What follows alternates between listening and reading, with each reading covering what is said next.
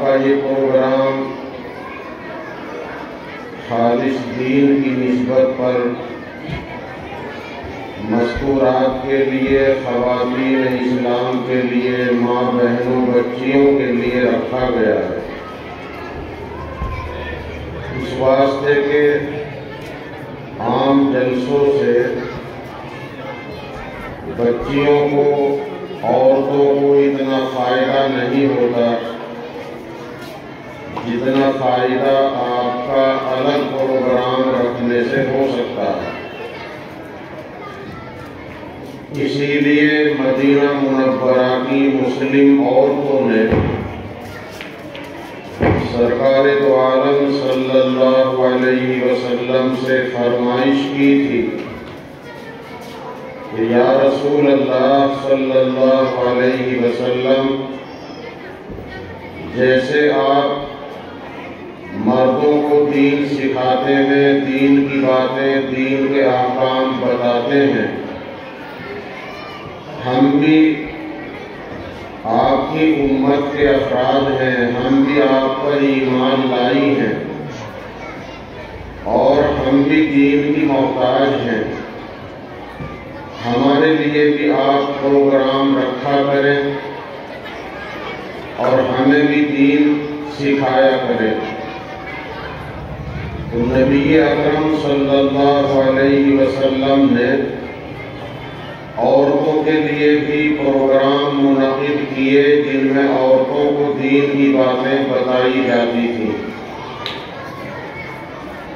مطلب یہ ہے کہ مدینہ منورہ کی مسلم ماں بہنوں نے خود حضرت محمد صلی اللہ علیہ وسلم سے درخواست کی تھی کہ ہماری مجلسیں بھی منعقد ہوا کریں، اس لیے کہ وہ سمجھتی تھی کہ دین کی ضرورت مردوں کو بھی ہے، بلکہ مردوں سے زیادہ عورتوں کو ہے، اس لیے کہ بچے جو پرورش پاتے ہیں وہ ماں کی گود میں پاتے ہیں، اور بچوں کا سب سے پہلا مکتب اور سب سے پہلا مدرسہ ماں کی گود کہلاتی ہے۔ بچپن میں بچہ یا بچی اپنی ماں کے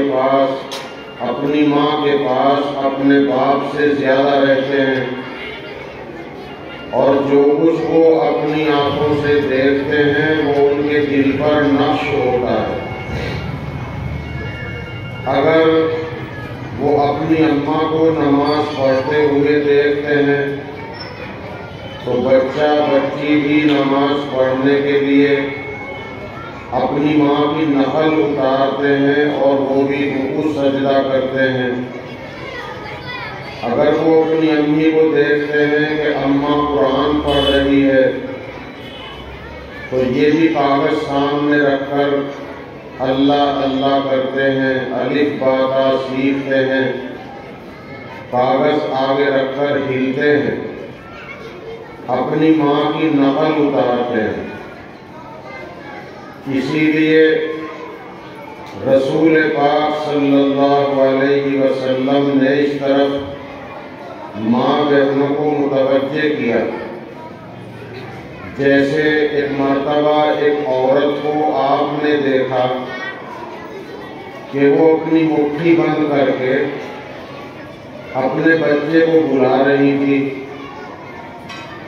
جیسے ہماری کوئی بہن، ہماری کوئی بچی اپنی مٹھی بند کر کے چھوٹے بچے کو، چھوٹی بچی کو بلائے اور یہ ظاہر کرے کہ میری مٹھی میں کھانے کی چیز ہے یا میری مٹھی میں پیسہ ہے، میں تجھے دوں گی، تو وہ بچہ یہ سمجھ کر کہ مجھے چیز ملے گی وہ بلانے پر آ جائے۔ رسول اللہ صلی اللہ علیہ وسلم جانتے تھے کہ عورتیں کبھی کبھی خالی مٹھی بند کر کے بچے کو بلاتی ہیں، بچہ اس بہانے سے آ جاتا ہے، تو پھر وہ مٹھی خالی ہوتی ہے، بچہ جھوٹ بولنا سیکھتا ہے، اور یہ بچہ یہ بچی دھوکہ دینا سیکھتے ہیں۔ آپ نے دیکھا کہ ایک عورت کی مٹھی بند ہے اور وہ بچے کو بلا رہی ہے کہ تجھے میں چیز دوں گی۔ نبی اکرم صلی اللہ علیہ وسلم کیونکہ عالم الغیب نہیں تھے، عالم الغیب کی صفت تو اللہ کی ہے، ویسے اللہ نے اپنے نبی کو ساری دنیا سے زیادہ، سارے نبیوں سے زیادہ علم دیا تھا۔ قرآن پاک میں اللہ نے یہ بات فرمائی ہے کہ ہم نے آپ کو غیب کی خبروں کا علم دیا ہے۔ اسے علم غیب نہیں کہا گیا، اسے غیب کی خبروں کا علم کہا گیا ہے۔ وہ علم رسول اللہ صلی اللہ علیہ وسلم کے پاس سارے نبیوں سے زیادہ تھا اور ساری دنیا سے زیادہ تھا، بس اللہ کے علم سے کم تھا۔ اللہ کے علم کا مقابلہ، اس کی برابری کوئی نہیں کر سکتا، اور ساری دنیا مل کر محمد رسول اللہ صلی اللہ علیہ وسلم کے علم کی برابری نہیں کر سکتی، لیکن آپ عالم الغیب نہیں تھے، ورنہ آپ کو پوچھنے کی ضرورت نہ پڑتی کہ تمہاری مٹھی میں کیا ہے۔ آپ نے اس عورت سے معلوم کیا کہ تمہارے ہاتھ میں کیا چیز ہے، تم اس بچے کو کیا دو گی؟ اس عورت نے کہا، یا رسول اللہ صلی اللہ علیہ وسلم، میری مٹھی میں کھجور ہے، میں اس بچے کو کھجور دوں گی اور یہ اس لالچ میں میرے پاس آ جائے گا۔ تب رسول پاک صلی اللہ علیہ وسلم نے فرمایا، اگر تمہاری مٹھی خالی ہوتی اور تم اسے بہکا کر بلاتی تو تمہارے اعمال نامے میں ایک جھوٹ لکھا جاتا۔ یہ بات آپ نے اسی لیے فرمائی کہ بچہ بچی جو کچھ دیکھتے ہیں وہ ان کے دل پر نقش ہو جاتا ہے۔ اگر ہمارا بچہ، ہماری چھوٹی بچی ہماری گود میں ہے، ہمارے بسترے پر ہے، ہمارے پاس ہے، وہ آنکھوں سے جو کچھ دیکھ رہے ہیں، چاہے وہ نہ بولیں، چاہے وہ نہ بتائیں، لیکن وہ آنکھوں کے ذریعے سے اس چیز کو اپنے دل پر نقش کرتے ہیں۔ اس لیے کوئی بھی ایسا کام اپنے چھوٹے بچوں کے سامنے نہیں کیا جاتا کہ اگر اس کام کو ہم اپنے بچوں کے سامنے کریں گے، بولیں گے، یا کچھ ایسا کہیں گے یا کچھ ایسا کریں گے اور یہ بچے بھی ایسا کرنے لگے تو اس کو بے شرمی، بے حیائی کہا جائے۔ اس کی احتیاط ضرور کرنی ہوگی۔ کبھی بھی یہ نہ سمجھا جائے کہ یہ تو بچہ بچی ہے، اسے کچھ خبر نہیں۔ نبی اکرم صلی اللہ علیہ وسلم نے برابر عورتوں کو سمجھانے کے لیے ان کے کہنے پر ان کی مجلسیں منعقد فرمائی، اور کبھی کبھی ایسا بھی ہوا کہ آپ نے عورتوں کو کسی جگہ دیکھا کہ کچھ ماں بہنیں بچیاں ایک جگہ جمع ہیں، آپ نے ضرورت سمجھی انہیں نصیحت فرمائی۔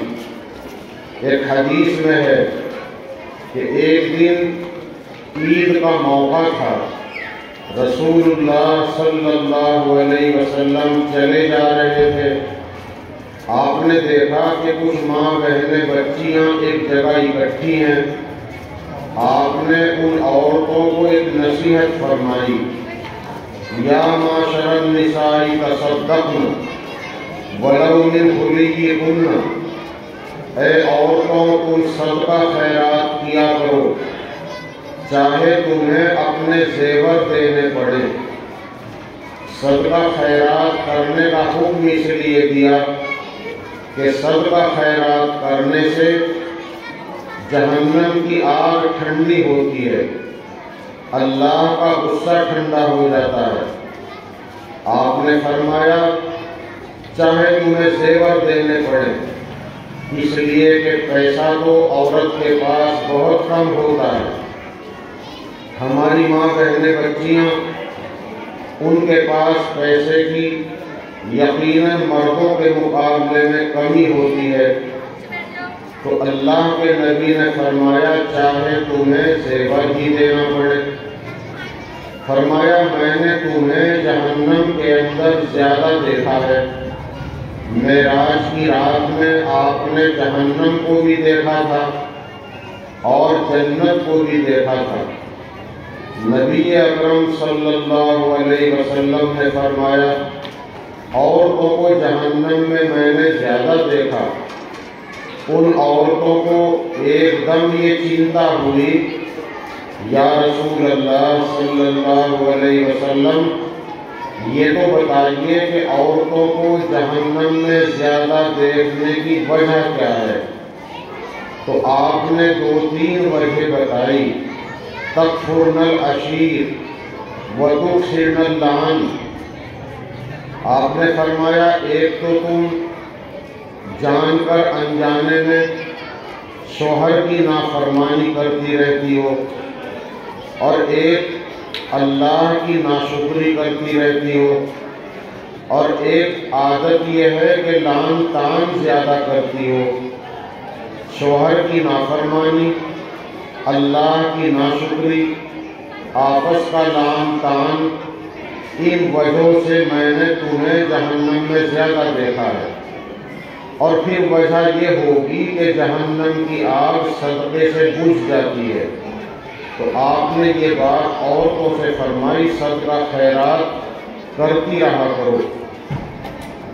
نبی اکرم صلی اللہ علیہ وسلم نے جو یہ باتیں بتائی، ہم بھی اپنی ماں بہنوں کو، اپنی بچیوں کو دیکھتے ہیں کہ یہ چیزیں آج بھی پائی جاتی ہیں۔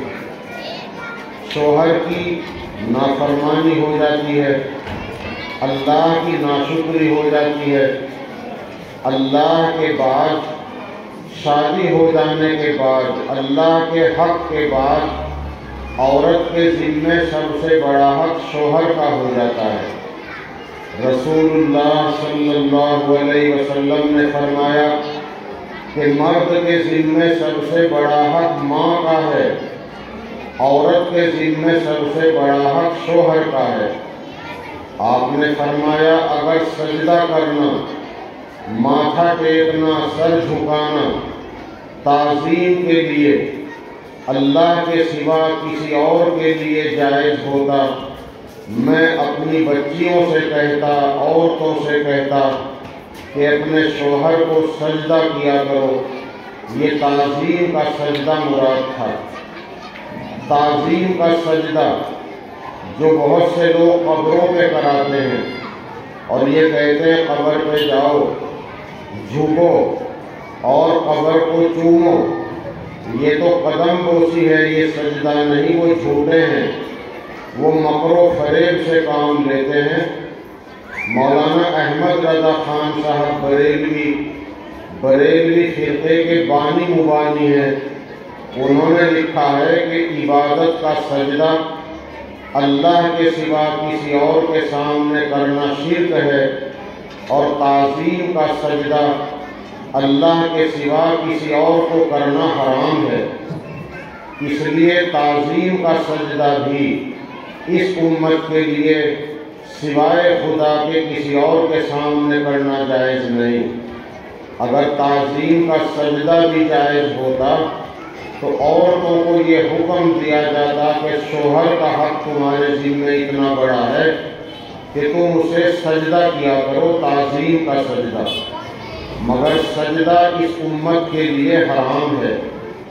اس لیے ماں بہنوں کو یہ نصیحت فرمائی کہ سب سے بڑا حق شوہر کا سب سے بڑا حق عورت کے ذمے شوہر کا اور مرد کے ذمے سب سے بڑا حق ماں کا ہے۔ ماں کے قدموں تلے جنت ہے اور باپ جنت کا دروازہ ہے۔ اگر ماں ناراض ہوگی تب بھی جنت نہیں ملے گی، اور اگر باپ ناراض ہو گیا تب بھی جنت نہیں مل پائے گی۔ اور یاد رکھیے، ساس بھی ماں ہے اور سسر بھی ابا ہے۔ جو خدمت ماں کی ہے سسرال جانے کے بعد، خوش نصیب لڑکی ایسی خدمت اپنی ساس کی کرے۔ لیکن ساس کو چاہیے کہ وہ خدمت لینے والی بنے، وہ آنے والی دلہن کو، اپنی بہو کو اپنی طرف سے ایسا پیار دے جیسا پیار ماں کی طرف سے ملتا ہے۔ اور آنے والی بچیوں کو ہدایت ہے کہ بچیاں جب سسرال گئیں، شادی ہو گئی، تو اپنے ماں باپ کی طرح اپنی ساس اپنے سسر کو سمجھیں اور ان کی خدمت، ان کی سیوا کریں اور ان کی دعائیں لیں۔ لیکن یہ بات ضروری ہے کہ ماں باپ، ساس سسر بھی ایسے بن کے دکھائیں کہ بہو مجبور ہو جائے انہیں اپنے ماں باپ کی طرح ماننے پر۔ اور اللہ کے نبی نے اپنی بیٹی کو ہدایت فرمائی تھی۔ ایک بیٹی نے سسرال کی کچھ شکایت کر دی، رسول اللہ صلی اللہ علیہ وسلم نے فرمایا، بیٹی مجھے یہ بات پسند نہیں کہ لڑکی اپنی سسرال کی شکایت اپنے میکے میں کرے، کیونکہ سسرال کی شکایت میکے میں کرنے سے رشتے میں کھٹاس پیدا ہوتی ہے اور رشتے میں ترشائی پیدا ہوتی ہے، اور رشتے کو جوڑنا بہتر ہے، رشتے میں توڑ پیدا کرنا اللہ کو پسند نہیں۔ حضرت محمد صلی اللہ علیہ وسلم نے فرمایا کہ رشتہ اللہ کے دربار میں کھڑا ہوا جیسے کوئی آدمی جج کے دربار میں کھڑا ہوتا ہے، ڈی ایم صاحب کے، کلکٹر صاحب کے دربار میں کھڑا ہوتا ہے ادب کے ساتھ ہاتھ جوڑ کر، تو رشتہ بھی اللہ کے دربار میں کھڑا ہوا۔ اللہ نے معلوم کیا، ارے رشتے کیا بات ہے؟ رشتے نے کہا، یا اللہ میں توڑ سے تیری پناہ چاہتا ہوں۔ اللہ نے فرمایا، کیا تجھے یہ بات پسند ہے کہ جو تجھے جوڑے میں اسے اپنی رحمت سے جوڑ لوں، اور جو تجھے توڑے بلا وجہ توڑے میں اسے اپنی رحمت سے الگ کر دوں؟ رشتے نے کہا، بلا یا ربی، اے میرے رب، کیوں نہیں مجھے یہ بات پسند ہے؟ اللہ نے فرمایا، جا تیرے لیے ہم نے طے کر دیا، جو رشتے کو جوڑے گا، نبھاؤ کرے گا، اللہ اسے اپنی رحمت سے جوڑے گا، میں اسے اپنی رحمت سے جوڑ لوں گا، اور جو بلا وجہ تجھے توڑے گا میں اسے اپنی رحمت سے کاٹ دوں گا، الگ کر دوں گا۔ تو رشتے کو جوڑنا پسند ہے، نباہ کرنا پسند ہے۔ ماں باپ یہ چاہتے ہیں کہ ہماری بچی کا رشتہ ہم نے جہاں کر دیا، ہماری بچی 100 سال سے زیادہ کی زندگی پائے اور ہماری بچی راحت خوشحالی کے ساتھ رہے اور عزت کے ساتھ وہیں کی مٹی اس کے بدن پر آئے۔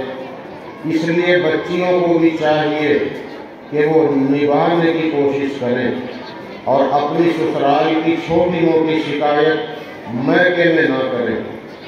جب بالکل کام نہ چلے اور پانی سر سے گزر جائے تب شکایت اپنی ماں سے، اپنے باپ سے کچھ کریں۔ تھوڑی بات کو زیادہ نہ بتائیں بلکہ زیادہ کو تھوڑی کر کے بتائیں۔ اور ماں کو چاہیے کہ ماں اپنی بیٹی کو سمجھائے، بیٹی جیسے ہم تیرے ماں باپ ہیں، اب تیرے ساس سسر ایسے ہی تیرے ماں ابا ہیں۔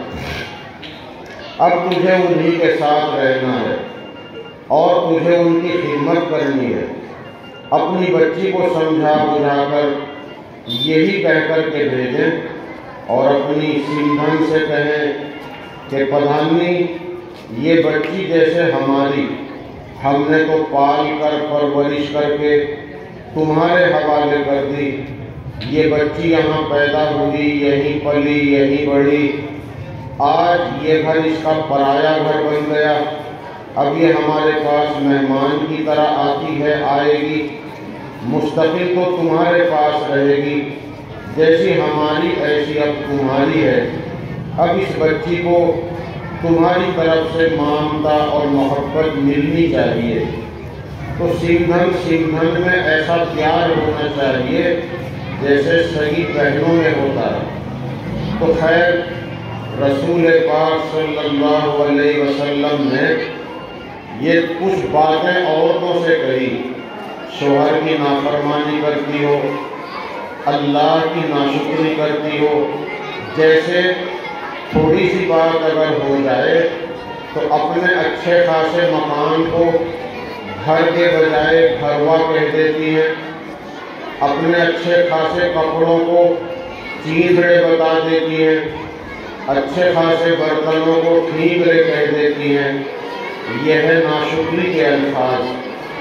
اللہ کے نبی نے فرمایا کہ ناشکری کرنا، شوہر کی نافرمانی کرنا اور اللہ کی اطاعت نہ کرنا، نماز روزے کی پابندی نہ کرنا، یہ جہنم میں جانے کے اسباب ہیں۔ اے عورتوں، تم صدقہ خیرات کیا کرو، چاہے زیور دینا پڑے۔ تو زیور پہنتی ہو چاہے نہ پہنتی ہو، اس کی زکوٰۃ کا دینا بھی فرض ہے۔ زیور اگر 40,000 روپے کی مالیت کا ہے تو قربانی میں حصہ لینا بھی واجب ہے۔ زیور پہنے چاہے نہ پہنے، اس کی قیمت لگائی جائے گی، اور جو کپڑے صندوق میں رکھے ہیں جو سلے نہیں گئے، ان کپڑوں کی قیمت لگائی جائے گی، اور جو کچھ پیسہ آپ کے پاس ہے وہ پیسہ اس قیمت میں جوڑا جائے گا۔ اگر آج کے زمانے میں 61 تولہ چاندی کی قیمت کے برابر ملکیت بنتی ہے تو زکوٰۃ تو قربانی میں حصہ لینا واجب رہے گا، اور اسی طریقے سے ان پر صدقہ خیرات بھی کرنا ضروری ہوگا۔ لیکن زکوٰۃ کے لیے 3 چیزیں دیکھی جائیں گی، فطرے کے لیے اور قربانی کے لیے۔ وہ فالتو کپڑے بھی حساب میں جوڑے جائیں گے جو ابھی صندوق میں رکھے ہیں، جو سلے نہیں گئے۔ لیکن زکوٰۃ کے لیے 4 چیزیں دیکھی جاتی ہیں۔ نمبر 1 سونا، نمبر 2 چاندی، نمبر 3 پیسہ، نمبر 4 اگر کوئی سامان بیچنے کا ہے وہ سامان۔ اگر یہ 4 چیزیں 61 تولہ چاندی کی قیمت کے برابر ہیں، آج کل 40,000 روپے ہے، تو زکوٰۃ فرض ہے، 40واں حصہ زکوٰۃ میں دینا پڑے گا۔ اور چاہے زیور پہنتی ہو چاہے نہ پہنتی ہو، سونے چاندی کی زکوٰۃ ہر حالت میں ہے۔ اسی لیے رسول پاک صلی اللہ علیہ وسلم کی پاک بیویاں، آپ کے گھرانے کی بچیاں اتنا صدقہ خیرات کرتی تھیں کہ حضرت عائشہ کا حال آپ نے کتابوں میں پڑھا ہوگا کہ حضرت عائشہ کے گھر میں کبھی کبھی 10,000 ہزار، اس سے بھی زیادہ 1,00,000 سونے چاندی کے سکے ہدیے میں آئے، گورنروں کی طرف سے آئے، اور انہوں نے پلیٹ منگائی، طباق منگایا، اور محلے میں غریبوں کے گھر اطلاع بھیج دی، اور طباق بھر بھر کر سب تقسیم کر دیا۔ اور خود روزے دار ہے، یہ بھی یاد نہیں رہا کہ میں روزے سے ہوں، افطاری کا کچھ سامان منگانے کے لیے ایک آدھ سکہ رکھ لوں، اتنی سخاوت کرتی تھی۔ ایک حدیث میں ہے حضرت عائشہ کے پاس ایک عورت آئی، اس عورت کے ساتھ اس کی 2 لڑکیاں تھیں، وہ دونوں لڑکیاں اپنی ماں کے ساتھ حضرت عائشہ کے گھر میں آئی، اور یہ عورت غریب تھی۔ حضرت عائشہ رضی اللہ عنہا نے اس غریب کی مدد کے لیے اپنے گھر کو تلاش کیا، تو ان کے گھر میں سوائے ایک کھجور کے کچھ نہ ملا۔ ایک کھجور اٹھا کر اس عورت کے ہاتھ پہ رکھ دی۔ اس غریب نے کھجور خود نہیں چکھی، بیچ میں سے 2 حصے کر کے ایک حصہ اپنی لڑکیوں کو دے دیا۔ اسی لیے میں کہتا ہوں کہ بچیاں یہ اللہ کی بڑی نعمت ہیں۔ لڑکی ہم دیکھتے ہیں گھر میں ترکاری پکتی ہے، بچی پہلے خود نہیں کھاتی، اپنے باپ کو کھلاتی ہے، اپنے بھائی کو کھلاتی ہے، جب شادی ہو گئی شوہر کو کھلاتی ہے، اور خوش نصیب ہے تو ساس کو اور سسرے کو پہلے کھلاتی ہے، اور بعد میں ہانڈی پونچھ کے خود کھاتی ہے۔ یہ اللہ نے ان بچیوں کے جذبات میں رکھا ہے، اللہ نے یہ صفت رکھی ہے، اس لیے لڑکی خدا کی بڑی نعمت ہے۔ لیکن آج افسوس ہے کہ جیسے ہمارے نبی کے شروع کے دور تک بہت سے بدو، بہت سے جاہل لڑکیوں کو زندہ دفن کر دیا کرتے تھے، اس طرح آج بھی لوگ لڑکیوں کا گلا ماں کے پیٹ میں گھوٹ رہے ہیں، الٹرا ساؤنڈ کراتے ہیں، اگر یوں پتہ چل جائے بچی ہے تو اس کی صفائی کرا دیتے ہیں۔ یاد رکھو لڑکی اللہ کی نعمت ہے، لڑکا بھی اللہ کی نعمت ہے۔ اللہ کے نبی نے فرمایا وہ پیٹ بڑا مبارک ہے جس سے پہلے لڑکی جنم لے۔ اللہ کے نبی نے فرمایا جس گھر میں لڑکی جنم لیتی ہے فرشتے بدھائی دینے آتے ہیں، اے گھر والوں بدھائی ہو، اللہ نے تمہارے گھر میں ایک نعمت دی ہے۔ یہ لڑکی بھی اللہ کی نعمت ہے۔ اور یاد رکھو الٹرا ساؤنڈ کرانا اس نیت سے کہ ہم یہ دیکھیں پیٹ میں بچی ہے یا بچہ، اس ارادے سے الٹرا ساؤنڈ کرانا حرام ہے۔ نمبر 2، الٹرا ساؤنڈ بغیر مجبوری کے کرانا اپنی صحت کے لیے نقصان دہ ہے اور پیٹ کے بچے کی صحت کو خطرہ ہے۔ بغیر مجبوری کے کبھی بھی الٹرا ساؤنڈ نہ کراؤ، اور الٹرا ساؤنڈ کی رپورٹ کا بھروسہ مت کرو، 90% ان کی رپورٹ خراب اور جھوٹ نکلتی ہے۔ بہت سی مرتبہ ڈاکٹر کہتے ہیں کہ لڑکا ترچھا ہے، بچے کو کان نہیں، بچے کو دماغ نہیں، بچے کو ایک ہاتھ نہیں، یہ بچہ پیدا بھی ہوگا تو زندگی مشکل ہو جائے گی، اس لیے اس کی صفائی کرا دو۔ جب صفائی کراتے ہیں تو بچہ صحیح سالم نکلتا ہے۔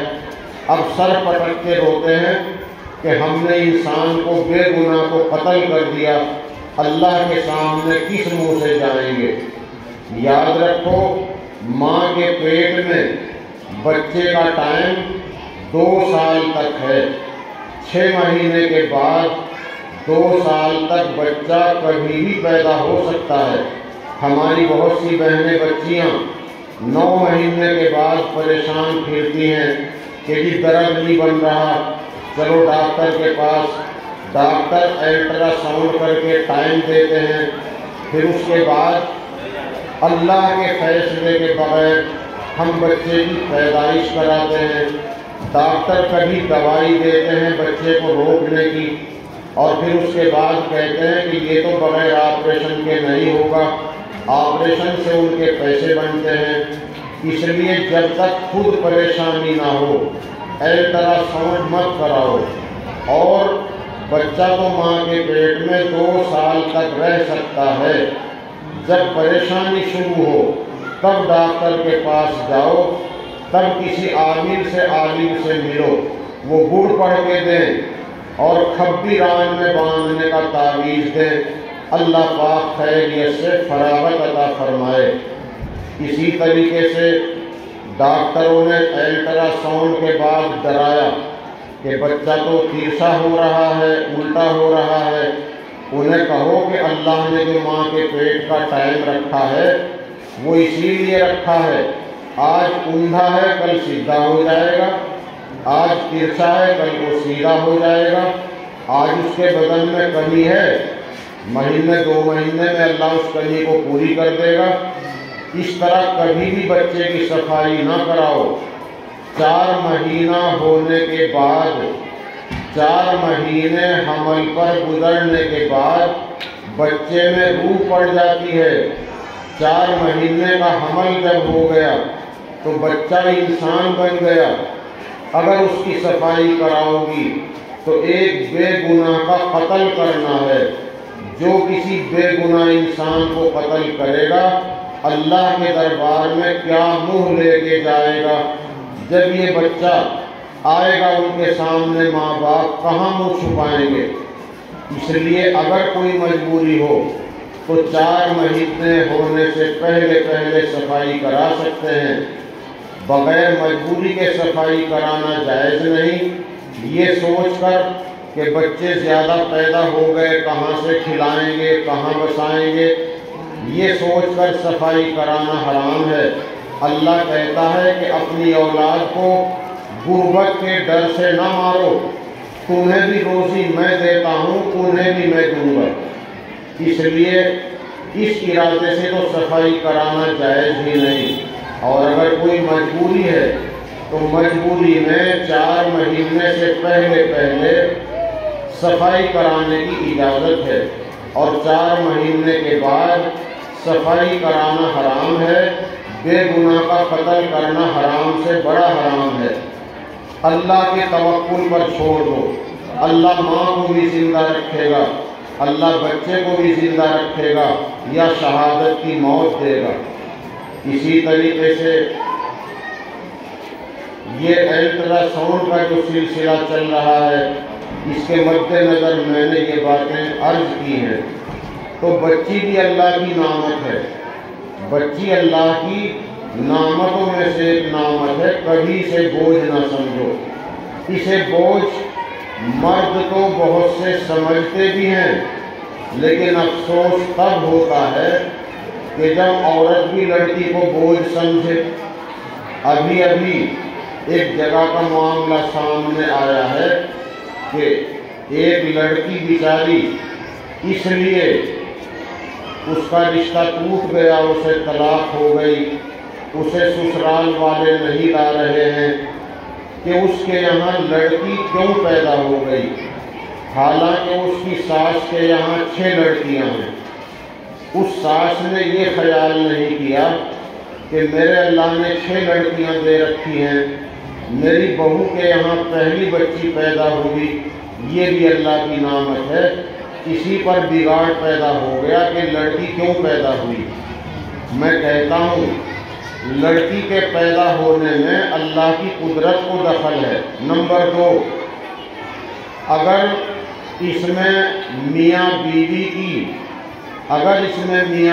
کی طبیعت کا کوئی دخل ہے تو یاد رکھو بچے کی پیدائش میں لڑکا یا لڑکی ہونے میں اگر کوئی قصور ہے، دخل ہے تو لڑکے کا ہے۔ اب جس دلہن کے یہاں لڑکیاں پیدا ہو رہی ہیں اس کی ساس اگر الزام دے کہ جی ہماری بہو تو اچھی نہیں، لڑکی ہی لڑکی پیدا ہو رہی ہے، تو اس دلہن کا قصور نہ سمجھو، اس میں تو قصور سمجھو تو اپنے لڑکے کا سمجھو، اور نہیں تو اللہ کی قدرت پہ یقین کرو۔ لیکن اگر قصور ہے میاں بیوی کا کسی کا تو لڑکے کی کمی ہو سکتی ہے، لڑکی کی کمی نہیں ہے۔ یہ ہمارے اندر ایک خامی ہے۔ اسی طرح لڑکی کو بوجھ کیوں سمجھا جا رہا ہے؟ ابھی ایک ویڈیو وائرل ہو رہی ہے ہمارے اسی علاقے میں ایک گاؤں کی ہے، اس میں ایک لڑکا بول رہا ہے اور ایک رشتے کا بچولیا بول رہا ہے اور لڑکے کی ماں بول رہی ہے، جو یوں کہہ رہے ہیں کہ جو سامان لڑکی والوں نے بھیجا ہے ان میں صوفہ، ان میں بیڈ اچھا نہیں، صوفے پر پنی نہیں چڑھ رہی ہے اور بیڈ پہ پائے نہیں لگے ہیں اور فریج چھوٹا ہے اور کپڑے دھونے کی مشین بھی چھوٹی ہے اور کمرہ گرم کرنے کا ہیٹر بھی نہیں ہے۔ ماں بھی کہہ رہی ہے، ماں کی طرف سے افسوس یہ ہے کہ عورت بھی اگر جہیز کی لالچی بن گئی، ان لڑکیوں کا کون وارث بنے گا؟ اگر عورت بھی جہیز کی لالچی بنے گی تو اپنی بچیوں کو سمجھو ان کا وارث کون بنے گا؟ یاد رکھو، جہیز کا مانگنا رشوت ہے، رشوت حرام ہے۔ جہیز اگر مانگو گے تو سمجھو رشوت مانگ رہے ہیں اور رشوت حرام ہے۔ اور اللہ کے نبی نے فرمایا الراشی والمرتشی کلاہما فی النار، رشوت دینے والا بھی رشوت لینے والا بھی دونوں جہنمی ہیں۔ جہیز اپنی بچی کو اپنے ماں باپ دینا چاہتے ہیں، دے سکتے ہیں، لیکن جہیز کا مانگنا جائز نہیں، حرام ہے۔ اور سنو، یہ جو ہم مانگ رہے ہیں لڑکیوں سے کہ ڈبل بیڈ اور اسی طرح فریج، کپڑے دھونے کی مشین، لحاف گدا، چمچی سے لے کر بڑے دیگچے تک، بھگونے تک، گیس سلنڈر، یہ ساری چیزیں جب دلہن گھر میں آ جاتی ہے، یہ سارے انتظام کرنا شوہر کی ذمہ داری ہے، یہ سارے انتظام کرنا شوہر کے باپ کی ذمہ داری ہے۔ جب لڑکی شادی کے بعد اپنے شوہر کے گھر چلی گئی، یہ سارے خرچے شوہر کے ذمہ ہیں، تو ڈبل بیڈ اور یہ مشین اور فریج اور برتن، گدے، راشن، یہ لڑکی کا حق نہیں ہے۔ ہم غلط کر رہے ہیں، یاد رکھو میری ماں بہنوں، ہم غلط کر رہے ہیں۔ اللہ ہمیں تمہیں توفیق دے، ایسی مثال بن کے سامنے آؤ کہ لڑکی والا بہت کچھ دے رہا ہو، کئی لاکھ روپے کی کار دے رہا ہو اور ہم انکار کر کے کچھ بھی نہ لیں اور خالی لڑکی کو اللہ کی نعمت سمجھ کر قبول کریں۔ اللہ دینے والا ہے۔ اللہ کے نبی نے فرمایا تھا، ایک صحابی ہے حکیم ابن حزام، انہوں نے نبی سے کچھ مانگا، نبی نے دے دیا، پھر کسی دن کچھ مانگا، نبی نے دے دیا، پھر کسی دن کچھ مانگا، نبی نے دے دیا، پھر یوں کہا حکیم مال بہت اچھی چیز ہے، بہت اچھی ہے، خوبصورت ہے، بہت میٹھا ہے، لیکن اگر مال لالچ کے ساتھ آتا ہے اس میں برکت نہیں ہوتی۔ اس کے بعد حضرت حکیم نے کہا یا رسول اللہ صلی اللہ علیہ وسلم، آج کے بعد کسی سے نہ لوں گا نہ مطالبہ کروں گا۔ پھر ہمارے نبی کے بعد حضرت ابو بکر نے، حضرت عمر نے انہیں بہت کچھ دینا چاہا، کبھی نہیں لیا۔ تو جہیز مانگنا بند کر دو اگر ہم خیر چاہتے ہیں۔ جہیز کا مانگنا حرام ہے، اور اس میں زیادہ افسوس کی بات یہ ہے کہ ماں بہنیں کم نہیں، مردوں سے آگے بڑھ گئی۔ جب غریب کی بچی گھر آ گئی، اب اس کے کانوں میں نکال رہی، پڑوسن آ کے بیٹھ گئی، اب گھر کی عورتیں بیٹھ کے اس کے کانوں میں نکال رہی کہ ہمارے کا تو فلاں جگہ سے آ رہا تھا، ایسی کار ملنی تھی، ایسی موٹر سائیکل دینے کو کہہ رہے تھے، اتنا جہیز دینے کو کہہ رہے تھے تاکہ یہ لڑکی جا کے اپنے گھر بتائے۔ یہ چیزیں اچھی نہیں۔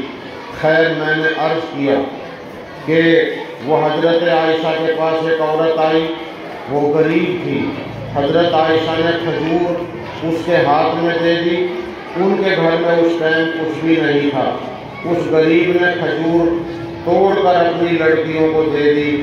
حضرت عائشہ کا دل بہت دکھا کہ آج میرے گھر میں کچھ کیوں نہ ملا، میں اس غریب کی ضرورت کو پوری کرتی۔ تھوڑی دیر کے بعد وہ چلی گئی، رسول اللہ صلی اللہ علیہ وسلم آ گئے۔ حضرت عائشہ نے کہا، یا رسول اللہ صلی اللہ علیہ وسلم، آج میرا دل بہت دکھ رہا ہے۔ ایک غریب عورت آئی تھی، اس کے ساتھ 2 بچیاں بھوکی تھیں، میرے گھر میں کچھ بھی نہ ملا، بس ایک کھجور رکھی تھی، میں نے وہی دے دی۔ اس غریب نے خود نہیں چکھی، اپنی لڑکیوں کو بانٹ دی۔ میرا دل اس ٹائم سے بہت دکھ رہا۔ اس پر دیکھو اللہ کے نبی نے کیا کہا۔ رسول اللہ صلی اللہ علیہ وسلم نے فرمایا، یہ جو لڑکیاں ہیں، ان لڑکیوں کی وجہ سے اگر کسی نے مصیبت اٹھائی تو یہ لڑکیاں جہنم سے رکاوٹ بنے گی۔ اگر اپنی بچی کی وجہ سے، اپنی نند کی وجہ سے، اپنی بہن کی وجہ سے کسی نے مصیبت جھیل لی تو اللہ پاک اس کو جہنم سے بچائے گا اور یہ لڑکی جہنم سے پردہ بن جائے گی۔ کیا مطلب؟ لڑکی کے ساتھ لڑکی کا پالنا پرورش کرنا، جب وہ 9-10 سال کی ہو گئی، اس کی عزت کو بچانا، اس کے ایمان کو بچانا، اسے لڑکوں کے ساتھ اسکول جانے سے بچانا، اس کی تعلیم کا انتظام کرنا، اس کے لیے اچھا نیک لڑکا ڈھونڈنا، اچھا رشتہ تلاش کرنا، اور اگر خدا نہ خواستہ وہ بیچاری بیوہ ہو گئی یا اس کو سسرال والے نالائق لوگوں نے دھکے دے دیے اور یہ بیچاری لوٹ کر اپنے باپ کے گھر آ گئی، اور باپ چلا گیا، ماں چلی گئی، بھائی کے گھر آ گئی، بھاوج کے گلے آ کے پڑ گئی، تو اللہ کے نبی نے فرمایا، تم اس غریب لڑکی پر، اس بہن پر، بیٹی پر، اس ننند پر جو خرچ کرو گے وہ صدقے سے بھی زیادہ صدقے کا ثواب رکھتا ہے۔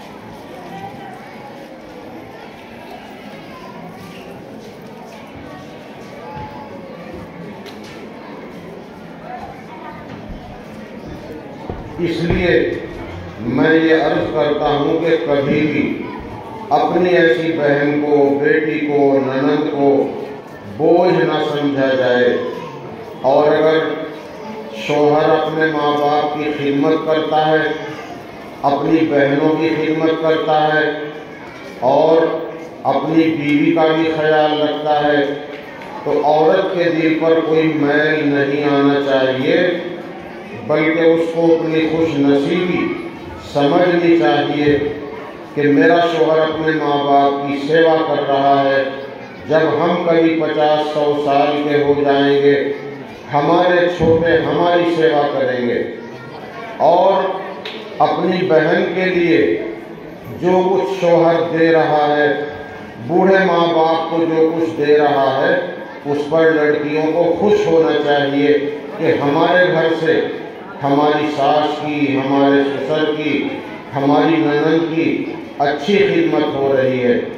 میں ایک بات پہلے بھی کہی تھی اور پھر کہتا ہوں کہ یہ جو ہماری بچیاں اپنی ننند کو لین دین کرنے میں ناراض ہوتی ہیں، میں انہیں یہ نصیحت یاد دلاتا ہوں کہ تم جس گھر میں رہتی ہو، اللہ تمہاری عمر میں برکت کرے، تمہیں 100 سال سے بھی لمبی عمر دے، اور تم پوتے پڑپوتے والی ہو کے ایمان کے ساتھ دنیا سے جاؤ۔ جس گھر میں تم رہتی ہو، یہ تمہارے ساس سسروں کا دیا ہوا گھر ہے، اس میں ابھی تمہارا حصہ نہیں ہے۔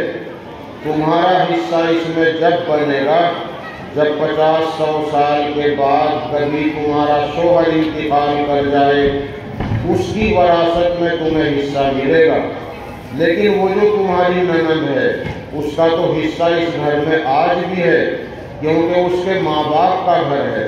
اس بات کو نہ بھولو اگر یہ بات تم نے یاد رکھی تو کبھی بھی ننند بوجھ نہیں بن سکتی۔ اور دیکھو بھاوج کے لیے میں پہلے کہہ چکا ہوں، جو بھاوج ہمارے گھر میں آئی ہے وہ اپنے ماں باپ کو چھوڑ کے آ گئی، اپنا گھر چھوڑ دیا، اسے ہمارے گھر میں آ کر ہماری طرف سے بھائی بہنوں جیسا پیار ملنا چاہیے اور ماں باپ جیسی شفقت مامتا ملنی چاہیے۔ دونوں طرف سے اگر ایسی بات بنے گی انشاءاللہ ہمارے گھروں میں برکت آئے گی اور ہمارے گھر جنت نشان بن جائیں گے۔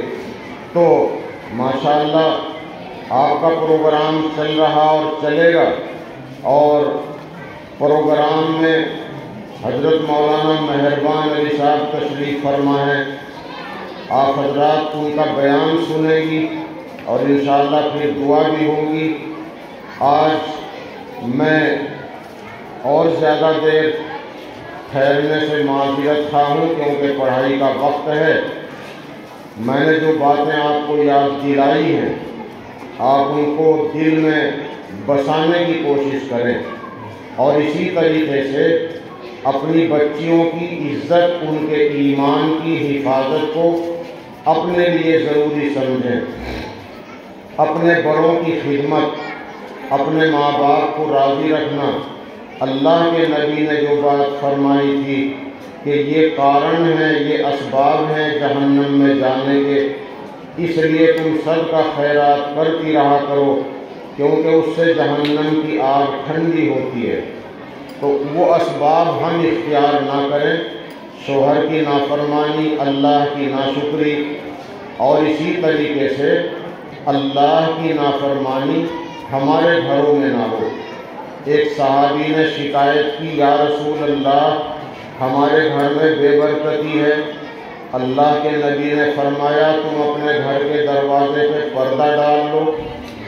اس کا مطلب یہ حضور ادھر کو گئے تھے اور حضور کی نظر پڑی تھی کہ گھر کے دروازے پہ پردہ نہیں، اور بے پردگی سے بے برکتی آتی ہے، اس لیے غیر مردوں کو بے پردہ گھروں میں نہ بلاؤ۔ اور اسی طریقے سے ایک صحابی نے کہا، یا رسول اللہ ہمارے گھر میں بے برکتی ہے۔ اللہ کے نبی نے فرمایا تم کھانا الگ الگ کھاتے ہوگے، ایک دسترخوان پہ بیٹھ کے کھایا کرو۔ جب سارے گھر والے دسترخوان پر بیٹھ کر کھانے لگے، تھوڑے دنوں میں آ کے بتایا، یا رسول اللہ ہمارے گھر میں اب برکت آ گئی، کیونکہ کھانے کی ناقدری اور کھانے کی بے ادبی کرنے سے اللہ کی نعمت روٹھ جاتی ہے۔ اگر روزی روٹھ جائے تو بہت دنوں تک روزی نہیں آتی، اس لیے گھروں میں قرآن کی تلاوت، اللہ کی دی ہوئی روزی کا ادب اور اس کی قدر ہم سب کیا کریں۔ اللہ تعالی ہمیں اس کی توفیق عطا فرمائے۔ اور پردہ اور بے پردگی پر خصوصی توجہ کی ضرورت ہے۔ پردہ اور بے پردگی کے بارے میں انشاءاللہ آئندہ بات ہوگی۔ ایک خاص بات کی طرف پھر دوبارہ توجہ دلاتا ہوں۔ بعض ماں بہنیں معلوم کیا کرتی ہیں عدت کے متعلق پردہ، تو عدت میں تو پردہ انہی سے ہے، ان مردوں سے ہے جن سے پردے کا حکم عدت کے بغیر ہے۔ اسی طریقے سے جس آدمی سے زندگی میں پردہ ہے اس سے مرتے ٹائم بھی پردہ ہے اور مرنے کے بعد بھی پردہ ہے اور قبر سے بھی پردہ ہے۔ جس آدمی سے زندگی میں پردہ، مرتے ٹائم بھی پردہ، مرنے کے بعد مردے سے بھی پردہ ہے۔ اور پردہ نہ آسمان سے ہے، نہ چاند سے، نہ سورج سے، نہ دھوپ سے، نہ ہوا سے۔ پردہ غیر محرم مردوں سے ہے، اور 13-14 سال سے کم بچوں سے پردہ نہیں۔ تو اور ایک مسئلہ اور ہے جو پہلے بھی بتا دیا تھا، دیکھو داماد سے بھی پردہ نہیں، داماد سے بھی پردہ نہیں۔ داماد بیٹا ہے، ساس ماں ہے، یہ رشتہ بہت پاکیزہ ہے لیکن بڑا نازک ہے۔ جب میرے سے کوئی مسئلہ پوچھتا ہے میں بتاتا ہوں کہ ساس ماں ہے، داماد کا نکاح ساس کے ساتھ کبھی نہیں ہو سکتا، اس سے پردہ نہیں، لیکن داماد کو اپنی ساس سے 3-4 فٹ 1 میٹر سے زیادہ دور رہنا پڑے گا۔ بیماری میں سہارا لگا سکتا ہے، ضرورت کے ٹائم ہاتھ لگا سکتا ہے، لیکن اگر ساس نے غلط ارادے سے اپنے داماد کے ننگے بدن پر ہاتھ لگا دیا، یا داماد نے اپنی ساس کے پیر سے لے کر سر کے بالوں تک غلط ارادے سے ننگے بدن پر ننگا ہاتھ بھی لگا دیا، یا باریک کپڑے میں غلط ارادے سے ہاتھ لگا دیا، تو ساس تو ماں ہے، ماں ہی رہے گی، لیکن اس کی بیوی اس پر قیامت تک کے لیے حرام ہو گئی، قیامت کے بعد بھی حلال نہیں ہوگی، جنت میں بھی رشتہ نہیں ہوگا، طلاق دینی پڑے گی، گھر برباد ہو جائے گا۔ اس لیے ساس اور داماد کا رشتہ بڑا نازک ہے، ماں بیٹے کا رشتہ ہے، پردہ نہیں، لیکن فاصلے سے رہنا پڑے گا، غلط ارادے سے ہاتھ نہ لگ جائے، ورنہ بیوی حرام ہو جائے گی، طلاق دینی پڑے گی اور دونوں کا نکاح نہیں ہو سکتا۔ اور سنو، سسر ابا ہے، بہو بیٹی ہے، سسر کا نہیں میں کھانا نہیں کھانا، بالکل نہیں کھانا، بالکل نہیں، بالکل ٹائم ہی نہیں، 4 دن سے استنجا نہیں ہوا، اپنی مجبوری خود ہی جانتا ہے آدمی، نہیں بالکل نہیں جانا، مجھے اپنا ٹائم ملازمت دیکھنی ہے۔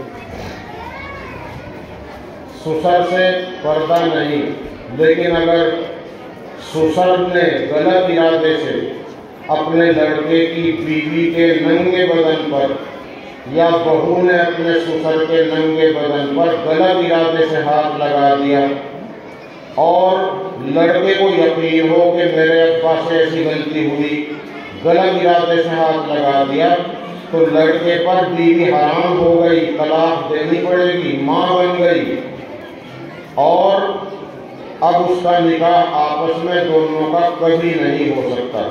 ویسے سسر سے پردہ نہیں، وہ ابا ہے۔ اسی طریقے سے ایک رشتہ اور بڑا نازک ہے، اپنی لڑکی، اپنی بیٹی 7 سال سے کم کی ہے، گود میں رہتی ہے، بسترے پہ لیٹتی ہے، اگر اپنی لڑکی 7 سال سے اوپر کی ہو، اپنی لڑکی 7 سال سے اوپر کی ہو، اور باپ نے غلط ارادے سے جان کر یا انجانی میں اپنی 7 سال سے اوپر کی لڑکی کے بدن کے ننگے بدن پر یا باریک کپڑے میں ہاتھ لگا دیا، اور ہاتھ لگنے کے بعد احساس نہیں ہوا، شرمندہ نہیں ہوا، کپڑے بھی خراب نہیں ہوئے، نفسانی خواہش باقی رہی یا اور بڑھی، تو اس کی بیوی اس پر حرام ہو گئی، بیوی ساس کے درجے میں آ کر ماں بن گئی، اور بیٹی تو بیٹی تھی، بیٹی ہی رہے گی۔ اب ان کا میاں بیوی کا رشتہ حرام ہو گیا، طلاق دینی لازمی ہے، اور دونوں کا نکاح کبھی بھی آپس میں نہیں ہو سکتا۔ ایسے نازک مسئلے ہیں۔ ایک مسئلہ میں آپ کو اور بتاتا ہوں، آپ مردے کو نہلاتی ہو، مردہ عورت کو آپ نہلاتی ہو، مردے کو نہلانا بڑا ثواب ہے، جیسے مردے کو نہلا کر پاک کر دیا، نہلانے والی وہ بھی گناہوں سے پاک ہو گئی، لیکن ایک گناہ بھی ہو رہا ہے، سفید کپڑا مردے کے بدن پہ ڈالتی ہیں، یہ سفید کپڑا جب بھیگ جاتا ہے اس میں سے ران نظر آتی ہے، اور ران ناک سے سونڈی سے لے کر گھٹنے کے 2 انگل نیچے تک یہ سطر ہے، بغیر مجبوری کے عورت کا سطر عورت کے لیے دیکھنا بھی حرام ہے۔ جب بچے کی پیدائش ہوتی ہے وہاں دائی رہے گی، نرس رہے گی، ایسی کوئی عورت رہے گی جو مدد کر رہی ہو، تماشائی لڑکیوں کا وہاں رہنا حرام، کیونکہ سطر کھلتا ہے، سطر کا دیکھنا حرام۔ جب مردے کو نہلا رہی ہو، سفید کپڑا بدن پہ ڈال دیا، وہ بھیگ گیا، اب ران دیکھ رہی ہے، یہ گناہ ہو رہا ہے۔ آپ اس گناہ سے مردوں کو بھی بچا سکتی ہو، عورتوں کو بھی بچا سکتی ہو۔ جب کوئی میت ہو جائے تو یاد دلاؤ کہ دیکھو مردے کو نہلانے کے لیے یا تو گھر میں سے کپڑا اٹھاؤ، رنگین کپڑا گھر میں سے اٹھا لو، یا بازار سے رنگین موٹا سا کپڑا خرید کے لاؤ، موٹا سا کپڑا رنگین خرید کے لاؤ، اسے مردے کے بدن پہ ڈال کر نہلانا ہے، اس گناہ سے بچ جاؤ گے۔ یہ آپ کر سکتی ہو، اللہ تعالیٰ توفیق عطا فرمائے، اللہ آپ کی سب کی مرادیں پوری کرے، اللہ سب کو تندرست رکھے، ایمان پہ قائم رکھے۔ ایک مسمات جمیلہ ہے، بیچاری بوڑھیا، اس کا بھی خون آتا رہتا ہے دعا کے لیے، آپ سب آمین کہو، اللہ تعالیٰ مسمات جمیلہ کو بھی تندرستی بھی عطا فرمائے اور اللہ تعالیٰ ان کی جائز مراد بھی پوری کرے، اللہ تعالیٰ ہم سب کی جائز مرادیں پوری فرمائے، ایمان پہ قائم رکھے اور ایمان پہ ہی خاتمہ فرمائے۔ وآخر دعوانا الحمد للہ رب العالمین۔